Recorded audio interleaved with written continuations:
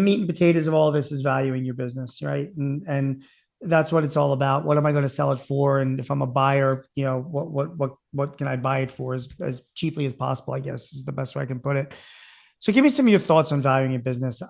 There's people like to value their business based on their assets. Some people like to based on income or future income. What should I be thinking about as I walk into a business? I'm trying to figure out what the value of that business is. Well, there's many different ways that people use to value a business, but it comes down to what's the future benefits you're going to get from the business, Right. whether it be in terms of cash flow, products, market share, things like that. So you're going to look at that. Sometimes people buy a business just to get their technical talent. Yeah. That it's just so hard to get people and they want to get the technical talent on there. But there's the sales multiple, there's the cash flow multiple, there's the price earnings multiple, the discounted cash flow, there's the sales multiple, which I have a problem with because that just values a business based on their sales, but it doesn't tell you what their cash flow is or what their profits are. Right. You have replacement costs. What does it cost to replace the product?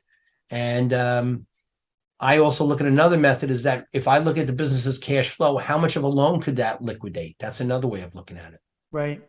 Are there some industries that they're always valued a particular way versus other industries?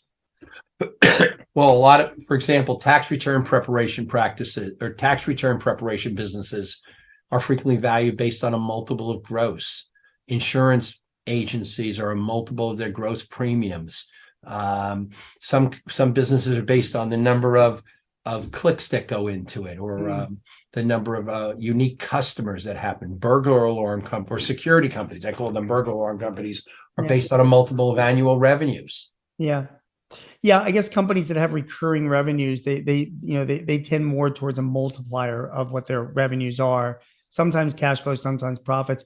Where do you go for this, Bob? Like, how do you figure that out? If I'm a buyer, who do I talk to? Is it now a time to bring in a firm that specializes in valuing businesses? Well, I always want to contact trade associations. They generally could help you with that an awful lot. And there's some journals on that.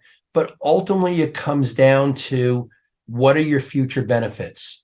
And keep in mind that just because someone else overpays for businesses doesn't mean that you have to. Right.